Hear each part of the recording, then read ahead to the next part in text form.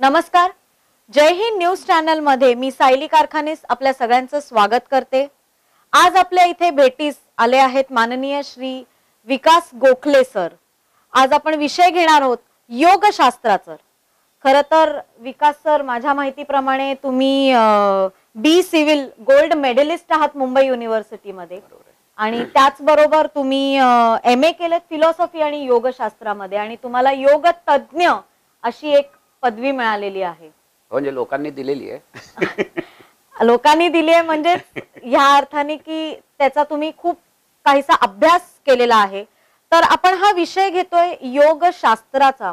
मला सांगा, योगशास्त्राचा अभ्यास करण्यासाठी किंवा योग ह्याच्यासाठी आवड निर्माण होण्यासाठी तुमचा प्रवास कुठपासून सुरू झाला? कसं आहे माहिती आहे का साली, की दोन गोष्टी असतात. एक तर तुमचा नैसर्गिक कल कुठे आहे हा खूप महत्त्वाचा असतो. आपण काहीतरी संस्कार घेऊन आलेलो असतो, आणि जेव्हा आपण हे संस्कार घेऊन येतो त्यावेळेला आपला नैसर्गिक कल ठरलेला असतो. माझ्या सुदैवाने असं आहे की लहानपणापासून मला याची आवड होती. म्हणजे लहान असताना मी कीर्तनाला जायचो, प्रवचनाला जायचो, त्यातल्या कथा ऐकायचो, आणि हळूहळू ती आवड निर्माण होत गेली. तेव्हा कथा ऐकण्यातच मजा होती, पण त्या कथा रसाळ होत्या. तो भक्तियोगाचा एक भाग होता असं म्हणायला हरकत नाही. परंतु त्याच्यातून हळूहळू जिज्ञासा उत्पन्न झाली की नक्की जीवनाचा अर्थ काय आहे, नक्की जीवनाचं मूल्य कुठलं आहे, नक्की जीवनाचं ध्येय कुठलं आहे. हा सगळ्या प्रकाराचा जेव्हा आपण नीट विचार करतो, सातत्याने विचार करतो, तेव्हा मग हळूहळू मन आत येत राहतं, आणि असं वाटतं की नक्की आपण का जगायचं. आणि असे विचार यायला लागले की मग माणूस विचार करायला लागतो की मग नक्की मी या आयुष्यात काय करायला पाहिजे. याची सुरुवात कुठे झाली? याची सुरुवात झाली ती लहानपणी. मी जी कथा कीर्तनाला जायचो त्यातला जो पूर्वरंग असायचा तो मला आवडायचा. खरं लोकांना उत्तर रंग आवडतो, मला पूर्वरंग आवडायचा. योग, तुम्ही जसं आता म्हणताय, तुम्ही लहानपणापासून कथा कीर्तनाला जायचात.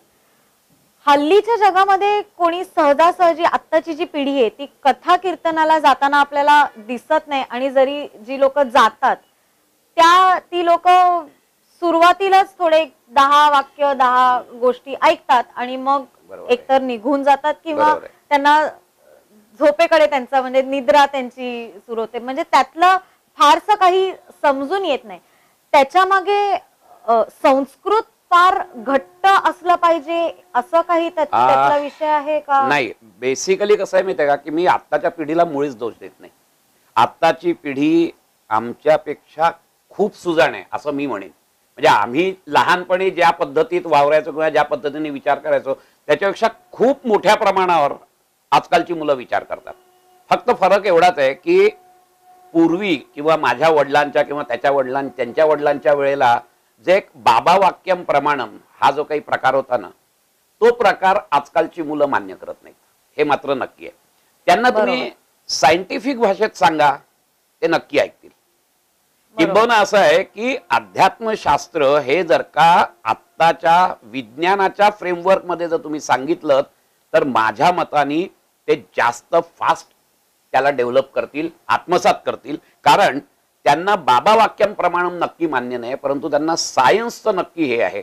आणि स्पिरिच्युअलिटी इज अ सायन्स हे सांगतो. त्यातलं सायन्स तुम्ही ओळखा, त्या सायन्सच्या पट्टीत, त्या विज्ञानाच्या चौकटीत तुम्ही लोकांपुढे योग मांडा. योग याचा अर्थ फक्त ध्यानधारणा असं नाहीये. योग म्हणजे त्याच्यात वेगवेगळे प्रकार आहेत.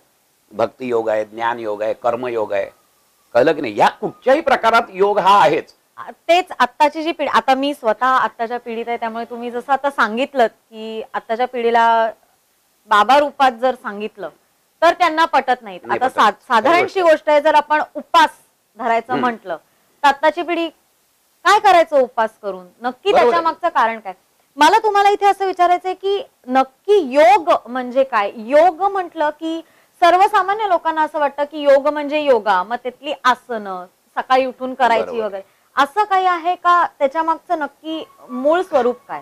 काय माहितीये का, योगाचा खूप छोटासा भाग लोकांनी खूप मोठा केलाय, आणि जो मोठा भाग आहे ना तो सांगतच नाही, अशी परिस्थिती आहे.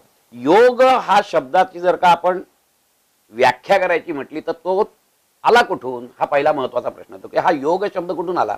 हा आमच्या परंपरेतला आहे. खरं सांगायचं तर परंपरेतला म्हणजे असं आहे की हा युज धातू जो संस्कृत आहे त्या युज धातूपासून बनलेला आहे. युज म्हणजे जोडणे, अगदी सरळ सरळ सांगायचं तर युज म्हणजे जोडणे. मग जोडायचं जे काम करतं ते म्हणजे योग.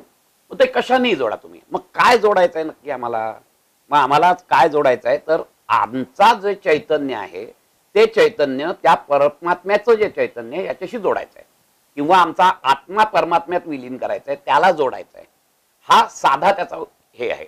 आणि मग आता सिंपल भाषेत जर सांगायचं झालं तर त्या परमात्म्याचं रूप काय आहे. तर आम्ही असं म्हणतो की त्या परमात्म्याचं रूप हे सच्चिदानंद स्वरूप आहे. म्हणजे तो परमात्मा ते जे चैतन्य आहे, परमात्मा म्हटलं तर लोकांना कळत नाही, पण कुठेतरी चैतन्य हे सगळ्या धर्मांनी मान्य केलंय. हिंदू धर्मानीच असं नाहीये, सगळ्या धर्मांनी एक गोष्ट मान्य केली आहे की अशी कुठली तरी शक्ती आहे की ज्या शक्तीच्या जोरावर हे सगळं विश्व चाललंय. कारण हे विश्व इट्स नॉट ए क्यॉस, बरोबर. It is a Cosmos. Let us see that. And when there is a Cosmos there is perfect regulations, rules and regulations. आणि म्हणून तर सूर्य त्याप्रमाणे मावळतो, त्याप्रमाणे उगवतो, चंद्र त्याच वेळेला येतो. हे सगळे नियम आहेत, हे नियमांनी बांधलेलं सगळं आहे. मग हे जर का एवढे नियम काटेकोरपणे पाळले जातात तर ते पाळून घेणारा कोणीतरी नक्की असला पाहिजे. हे प्रत्येक जण लॉजिकली तरी मान्य करतं. शेवट असं आहे की तुम्हाला त्यातलं सायन्स किंवा त्या धर्माविषयी जरी माहित नाही झालं तरी देखील लॉजिकली तुम्हाला एवढं कळतं की अरे ह्याच्या मागे कोणीतरी हे आहे, नियंता आहे. कारण नाही तर एवढा नियमितपणा त्यात येणार नाही. कोणी असं काहीतरी येऊन आणि नियमितपणाने वागताय असं होत नाही काहीच. कळलं की नाही. म्हणजे त्याचा नियंता आहे. त्या नियंत्याला प्रत्येक धर्माने मानलेलं आहे. त्याला वेगवेगळी नावं दिली आहेत. कोणी अल्ला म्हणतो, कोणी तो आकाशातील बाप म्हणतो, आम्ही परमात्मा म्हणतो, कोणी ईश्वर म्हणतो, कोणी असेल. पण एक नक्की आहे की त्या तो जो आहे ते जे चैतन्य आहे किंवा ते जे काही तत्व आहे ते तत्व अनिर्वचनीय आहे. हेही सगळ्यांनी मान्य केलंय. आपल्याला माहिती आहे की इस्लाम धर्मामध्ये तुम्ही अल्लाच्या जवळच जाऊ नाही शकत, म्हणजे तुम्ही बोलू पण नाही शकत अल्लाविषयी, इतका तो पवित्र आहे असं मानलेलं आहे. तेच थोड्याफार फरकाने इतर लोकांनी सांगितलंय. आम्ही पण जेव्हा सांगतो की तुम्ही एवढे प्युअर व्हा, एवढे शुद्ध व्हा, तर तुम्हाला त्या परमात्म्याचं ज्ञान होईल, साक्षात्कार होईल. थोडक्यात असं आहे की ते सांगणं त्या पलीकडचं ते तत्व आहे. त्यालाच आम्ही परतत्व म्हणत असतो की जे या चराचरात ठासून भरलेलं आहे. त्या परतत्वाला जोडणं म्हणजे योग. मग ते कशाने जोडलं जाईल तर फक्त ध्यानधारणेने जोडलं जाईल का तर फक्त ध्यानधारणेने नाही जोडलं जात. तर असं असतं की त्याच्या अनंत वाटा आहेत. अनंत वाटा म्हणजे असं आहे की तुमच्या मनाच्या नैसर्गिक कल कसा आहे त्याप्रमाणे तुम्ही ती वाट धरायची. पण एक नक्की आहे की ती प्रत्येक वाट ही त्याच एंडला जाते. बरोबर. मग तुम्ही भक्ती मार्गाने जा, तुम्ही कर्म मार्गाने जा, तुम्ही ध्यान मार्गाने जा, तुम्ही ज्ञान मार्गाने जा. मार्ग वेगळे असले तरी अंतिम जे स्थान आहे ते पोचण्याचं स्थान एकच आहे. आणि ते स्थान म्हणजे साक्षात्कार. कशाचा साक्षात्कार तर सच्चिदानंद स्वरूपाचा साक्षात्कार. सर एकच मिनिट, मी दुसऱ्यांदा तुमच्याकडून ऐकते सच्चिदानंद. हा मला सांगा एक्झॅक्टली सच्चिदानंद हा जो आपण परमात्मा आपण म्हणूया, बरोबर आहे, हे जे आहे, पण नक्की त्या शब्दाचं किंवा सच्चिदानंदचा अर्थ आपण काय घेऊ शकतो. आपण लोक काही लोक भेटतात आणि एकमेकांना सच्चिदानंद किंवा साईबाबा बघा सच्चिदानंद आपण असं म्हणतो. नक्की अर्थ काय त्याचा काय आहे. हे जे काही परतत्व आहे आमच्या म्हणजे इंडियन फिलॉसॉफी ज्याला आपण म्हणतो, इंडियन फिलॉसॉफीनी एक असं मान्य केलेलं आहे की ही जी विश्वाची निर्मिती झाली त्याच्या आधी एक कुठलं तरी प्रिन्सिपल होतं. ही विश्वाची जेव्हा विश्व नव्हतं, जेव्हा हे युनिव्हर्स नव्हतं, जेव्हा तुम्ही नव्हतात, मी नव्हतो, नद्या नव्हते, नाले नव्हते, काहीही नव्हतं, तेव्हा एक असं प्रिन्सिपल होतं की जे स्वतःमध्ये रमलेलं होतं, स्वतःमध्ये स्फुरण पावत होतं. त्या प्रिन्सिपलला आपण ब्रह्मतत्व असं म्हणतो. आणि हे जे ब्रह्मतत्व आहे या ब्रह्मतत्वालाच आम्ही सच्चिदानंद स्वरूप म्हणतो. म्हणजे ब्रह्मतत्व काय आहे तर ब्रह्मतत्व सत आहे. ब्रह्मतत्व काय आहे तर ब्रह्मतत्व चित आहे. आणि ब्रह्मतत्व काय आहे तर ब्रह्मतत्व आनंद आहे. याचा अर्थ जे जे म्हणून सत, इटर्नल, शाश्वत, सत्य आहे ते म्हणजे ब्रह्मतत्व. जे जे म्हणून कॉन्शियस, चित, चैतन्य रूप आहे, जाणीवेच्या स्वरूपात आहे ते म्हणजे ब्रह्मतत्व. आणि जे जे म्हणून आनंददायी आहे ते म्हणजे ब्रह्मतत्व. आता विश्लेषण करूया आपण याचं की ह्या जगामध्ये, आता सांगूया आपण आता की या जगामध्ये तुम्ही जर नीट बघितलं तर ह्या जगामध्ये शाश्वत काय आहे? तुम्ही नीट विचार करा, ह्या जगात शाश्वत काय आहे? तुझा देह शाश्वत आहे, माझा देह शाश्वत आहे नाही, म्हणजे हे ब्रह्मतत्व नाही. नाही. हा देह म्हणजे ब्रह्मतत्व नाही. बरोबर आहे? बरोबर आहे. बर, मग माझ्या मनामध्ये काही शाश्वत आहे? मनातल्या ज्या भावना आहेत त्या शाश्वत आहेत? नाहीयेत. कारण लहानपणी माझ्या भावना वेगळ्या होत्या, वेगळ्या आहेत. आता माझ्या भावना वेगळ्या आहेत. वेगळे आहेत. कळलं की नाही? माझे खरं. लहानपणच्या आवडीनिवडी वेगळे आहेत, आता वेगळे आहेत. सगळं चेंजिंग आहे. खरी गोष्ट. जे जे म्हणून चेंज होत आहे, जे जे म्हणून परिवर्तन होत आहे, ते ब्रह्मतत्व नाही. असं करत करत जेव्हा तुम्ही आत जाता त्यावेळेला तुम्हाला कळतं की अरे हे जे सगळं परिवर्तन होत आहे ना, हे सगळं चैतन्यमय नाहीच आहे. किंबहुना आतमध्ये जे चैतन्य आहे की ज्याच्यामुळे मला हा देह चैतन्यमय वाटतोय, ज्याच्यामुळे मला माझं मन चैतन्यमय वाटतंय, ज्याच्यामुळे मला माझी बुद्धी चैतन्यमय वाटतेय, ती बुद्धी चैतन्य नाहीये, मन नाहीये, माझं शरीर नाही, कारण हे सगळं नाश पावणार आहे. पण याला चालना देणारं जे चैतन्य आहे ना, ते चैतन्य मात्र चिरस्थायी आहे, निरंतर आहे. ते चैतन्य म्हणजेच त्या परमात्म्याचा, त्या ब्रह्मतत्वाचा अंश आहे. आम्ही दुर्दैवानी त्याला अहंकाराच्या कोंदणात बसवतो आणि माझं चैतन्य, माझा आत्मा, आत्मा आणि परमात्मा एकच आहे, पण त्याला आम्ही जीवाशी जोडतो आणि त्या आत्म्याला जीवात्मा बनवतो. आणि जीवात्मा हा नेहमी नाशवंत आहे. त्यातला आत्मा जो आहे तो परमनंट आहे, चित्त आहे, सत आहे. कळलं की नाही? बरोबर. त्यातला म्हणजे माझ्या याच्यातलं कॉन्शियस काय आहे, जाणीव काय आहे माझ्या याच्यातली, तर फक्त आणि फक्त तेच तत्व, परतत्व की जे माझ्यात आहे. बाकी सगळं नाशवंत आहे.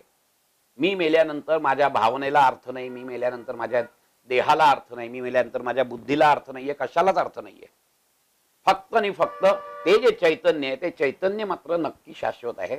आणि म्हणून ह्यांनी खूप छान सांगितलंय की या सगळ्या विश्वामध्ये ठासून भरलेलं एकच चैतन्य जे आहे ते चैतन्य सगळ्यात सारखं आहे, जे तुझ्यात आहे, माझ्यात आहे, सगळ्यामध्ये ते चैतन्य आहे. त्या चैतन्याला जाण, त्याचा एकपणा जाण की तुझा अहंकार. आम्ही काय करतो, त्या चैतन्याला अहंकाराच्या कोंदळात बसवतो आणि मग मी वेगळा आणि तो परतत्व वेगळं हे मानतो आणि तिथेच आम्ही गल्लत करतो. आणि आम्ही खरे दुःखी केव्हा होतो माहितीये का? खरे दुःखी तेव्हा होतो की जेव्हा आम्ही त्या परमेश्वरापासून आम्ही स्वतःला वेगळे समजतो की मी वेगळा आणि परमेश्वर वेगळा. ही जेव्हा भावना निर्माण होते, ही भावना निर्माण कोण करतं? ही भावना माझ्यातला अहम निर्माण करतो. हा जो अहम आहे, हा जो अहंकार आहे, हा अहंकार मला त्या परतत्वापासून दूर, म्हणजे मी खरा परमात्मा आहे, पण आता मी त्या अहंकारामुळे मी परमात्मा नाही म्हणत मला, तर मी त्याच्यापासून वेगळा मानतो. आणि तो परमात्मा आनंद स्वरूप आहे, सच्चिदानंद स्वरूप आहे, आणि मी त्याला वेगळा मानल्यामुळे मी स्वाभाविकपणे त्या आनंदाला पारखा झालो. आणि आम्ही सगळे जे त्रिविध तापात अडकलेले आहोत ना, आमच्या स्क्रिप्चर्स मध्ये जसं सांगितलं त्रिविध ताप, या त्रिविध तापात जे आम्ही अडकलेलो आहोत ना, ते ह्याच्याचमुळे अडकलोय की आम्ही आमच्यातलं ब्रह्मतत्व ओळखत नाही. आणि हे ब्रह्मतत्व ओळखणं म्हणजे योग आहे. योग तो असा आहे की ह्या ब्रह्मतत्वाला ओळखा की आपोआपच तुमचा अहंकार निघून जाईल. आज माझा अहंकार आहे माझ्या देहाबद्दल आहे, कळलं की नाही? मला अहंकार आहे माझ्या भावनेबद्दल आहे, म्हणजे माझ्या रागावर पण माझा अहंकार असा असतो ना की मी त्यालाही एक हे देतो, तुला माहित नाही माझा राग कसा आहे तो. अरे तुझा राग काय, माझा राग काय, सगळा नाशच करणार आहे ना. पण नाही, आमच्या अहंकाराने असं सांगतं की माझा राग म्हणजे काहीतरी आध्यात्मिक आहे. तुझा राग कोणाचाही राग आध्यात्मिक वगैरे नसतो, तो तुम्हाला सर्वनाशाकडेच घेऊन जात असतो. पण आमचा अहंकार असा असतो की आम्ही त्या रागाला पण चांगल्या पद्धतीने वागवायला प्रयत्न करतो.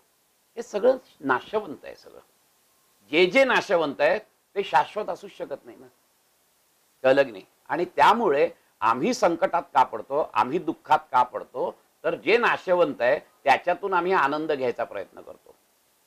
आणि जे शाश्वत आनंद माझ्यातच आहे त्याच्याकडे दुर्लक्ष करतो. ते आतच बसलाय, आत बसलाय, ते आत बसलाय, त्याच्याकडे दुर्लक्ष करतो आणि आम्ही बाहेर आनंद शोधतो.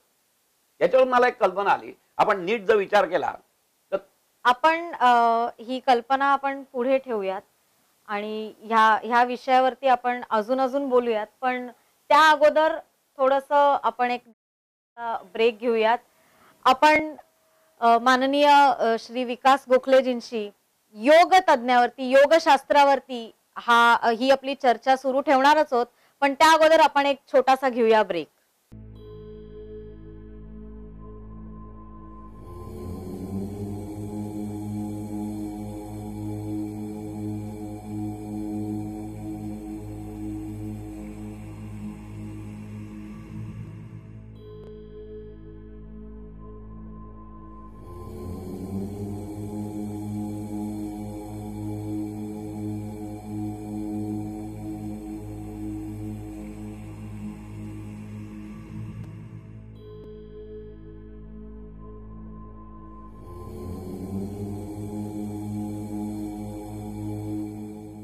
ब्रेक नंतर पुन्हा एकदा आपल्या सगळ्यांचं स्वागत आहे. आपण चर्चा करतोय माननीय श्री विकास गोखले यांच्या बरोबर, जे योग तज्ञ आहेत आणि आपल्याला बरीच माहिती त्यांच्याकडनं मिळते आहे.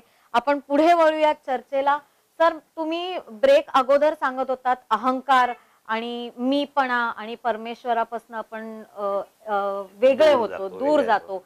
मला त्याच्याबद्दल असं विचारायचंय की योग जे तुम्ही सांगताय ते आपल्या आयुष्याशी कसं नक्की निगडित आहे? जो अहंकार असतो प्रत्येकाच्या म्हणजे आतमध्ये, तो अहंकार त्याच्यावरती नियंत्रण ठेवण्यासाठी नक्की लोकांना काही सुचत नाही, समजत नाही आणि त्या अहंकारामागे बरंच काय काय जसं तुम्ही सांगत होतात की नष्ट होतं. तर योग आपल्या आयुष्याशी कसा काय निगडित आहे त्याबद्दल थोडं सांगा सर. कसं आहे माहितीये का, मी मगाशी तुला सांगितलं तसं की माझ्यामध्ये असलेलं चैतन्य, माझ्यामध्ये असलेलं जे आत्मतत्व आहे, ते आत्मतत्व आणि बाहेरचं ईश्वर तत्व, परमात्मा तत्व हे एकच आहे. म्हणजे त्याचा अर्थ परमात्मा तत्व म्हणजे काय आहे, तर ते सत आहे, चित आहे आणि आनंद स्वरूप आहे. त्यामुळे माझ्या आतमध्ये जे चैतन्य आहे ते देखील सत आहे, चित आहे आणि आनंद स्वरूप आहे. त्यामुळे तू बघत असशील तर प्रत्येक जगातलं प्रत्येक व्यक्ती ही आनंदासाठी धडपडत असते. एक तरी मला माणूस असा दाखव की जो देवासमोर गेलाय आणि देवा खूप झाला आनंद, मला आता बाबा दुःख दे. मला एक तरी माणूस आणून दाखव. कोणी नाहीये, असं कोणीच नाही म्हणत. असं कोणी म्हणत नाहीये. बरोबर आहे की नाही? समोरून दुःख बरोबर आहे. मागेल. पण आता त्याच्यामध्ये कुठे प्रॉब्लेम येतो माहितीये का, की सगळेजण धडपडतायत आनंदासाठी.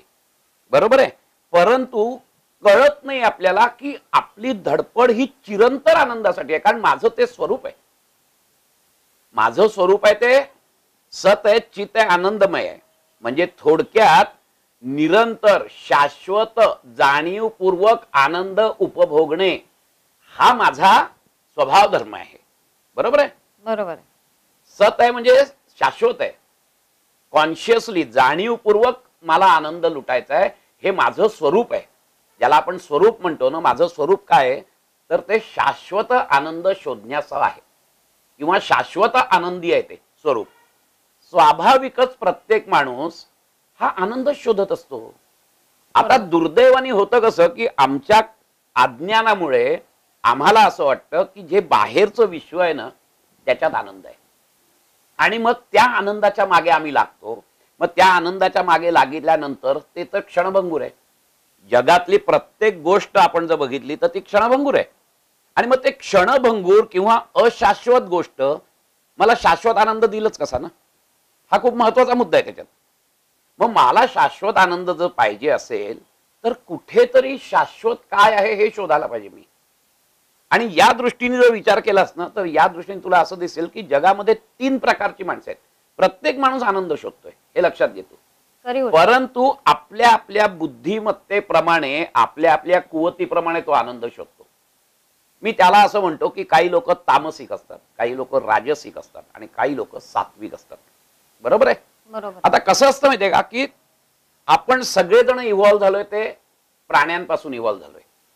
आपल्यात आणि प्राण्यांमध्ये फक्त एकच फरक आहे, बाकी सगळ्या गोष्टी सारख्या आहेत.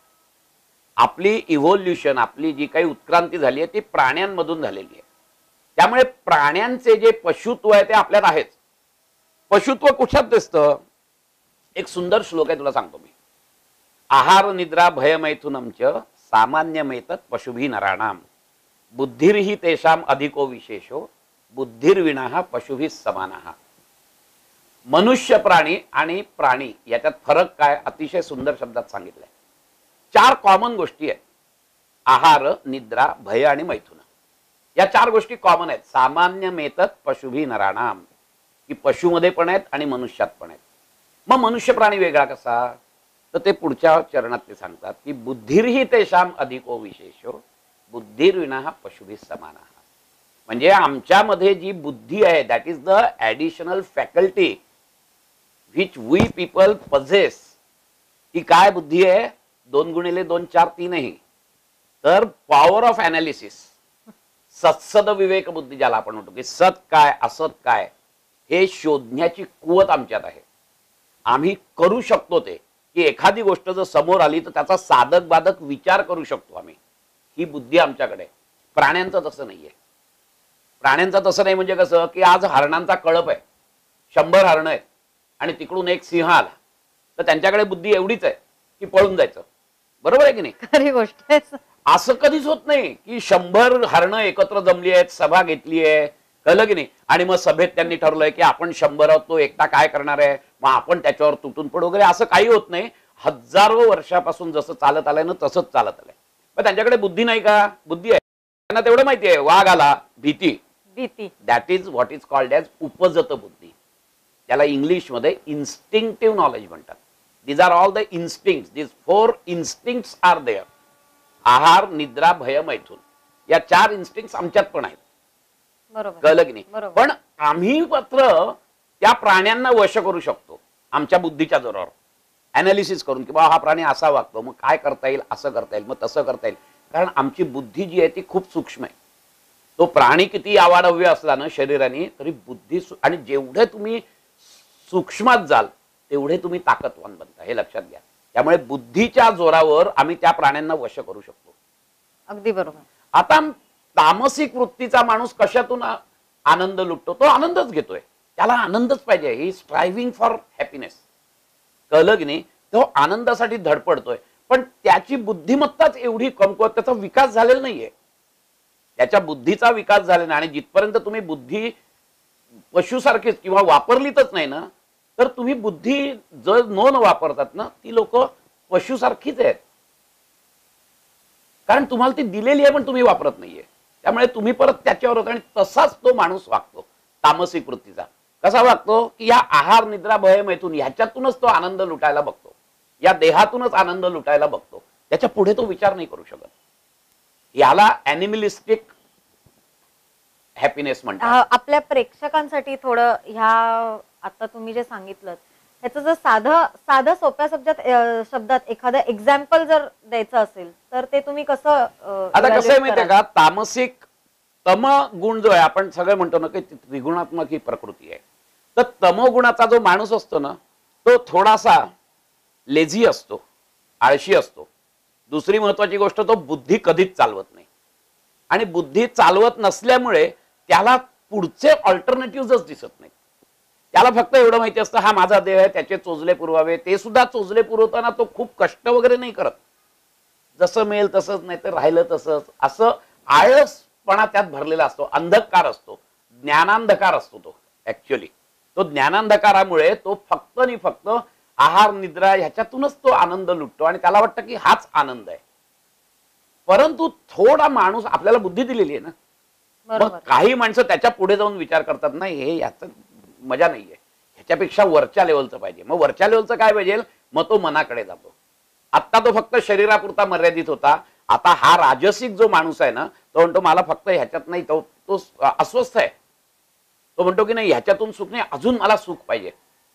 मग ते सुख कुठलं? तर शरीराच्या माध्यमातून नाही, मग मनाच्या माध्यमातून. मग मनाच्या माध्यमातून मी कसं सुख पाहिन?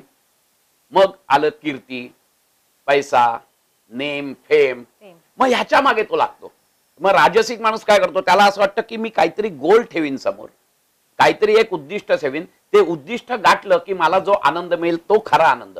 तो देहापेक्षाही वेगळा, आणि ते तर आपण म्हणतोच ना, तो देहापेक्षा वेगळा असतोच आनंद. कळलं की नाही? एखादी गोष्ट, मी समजा परीक्षा दिली आणि परीक्षेसाठी मी झटून मेहनत घेतली आणि परीक्षेत मी पास झालो, तर तो आनंद मिळतो ना मला. किंवा मी एखादी गोष्ट ठरली की नाही मी या ठिकाणी उंच कड्यावर जाणार आहे, मी त्याच्यासाठी मेहनत घेतली, मी जातो, हे करतो, आणि जेव्हा मी पोचतो त्यावेळेला जो आनंद होतो ना, तो आनंद शारीरिक ह्याच्यापेक्षाही खूप वरच्या दर्जाचा असतो.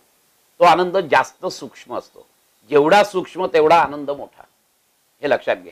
परंतु प्रश्न कुठे येतो माहितीये का, की ही लोक एक उद्दिष्ट समोर ठेवतात, एक गोल समोर ठेवतात, ते अचीव्ह झालं की त्यांचा तो आनंद शाश्वत नसतो. त्याचं कारण असं असतं की त्याच्यानंतर लगेच ते दुसरं गोल ठेवतात. एक आपण उदाहरण देऊ. एक गोष्ट सपोज मला आता माझं शिक्षण झालं, आता नोकरी हवी, नोकरी मिळाली, आनंद मिळेल, आता मला बायको पाहिजे, मग मला बायका मुलं, आणि हे सगळं होता होता. एक उदाहरण अतिशय सुंदर देतो तुला मी, याच्यावरून तुला हा लगेचच मुद्दा कळेल. मी चाळीत राहतोय आणि माझा एक मित्र सेल्फ कंटेंट ब्लॉक मध्ये राहतोय. बरोबर आहे? बरोबर. आता सेल्फ कंटेंट ब्लॉक मध्ये माझा एक मित्र राहतो म्हटल्यानंतर पहिलं मी उद्दिष्ट ठेवलं नाही, मी पण सेल्फ कंटेंट ब्लॉक मध्येच जाणार. आता मी जेव्हा सेल्फ कंटेंट ब्लॉक मध्ये जातो असं म्हणतोय, त्यावेळेला मी काय करतो, 3-4 वर्ष खूप मेहनत घेतो. बरोबर. खूप मेहनत घेतो, खूप कष्ट करतो, मानसिक शारीरिक सगळे कष्ट करतो मी. आणि नंतर समहाऊ मी पैसे जमवतो आणि वन सेल्फ कंटेंट ब्लॉक मध्ये जातो. मी आनंदी झालो. बरोबर आहे. बरोबर आहे. तो आनंद मिळतो त्याला, यात वाद नाहीये. खरी गोष्ट. कारण तो आनंदासाठीच धडपडतोय. कारण त्याला माहितीये काहीतरी अचीव्ह केलं की आनंद मिळतो.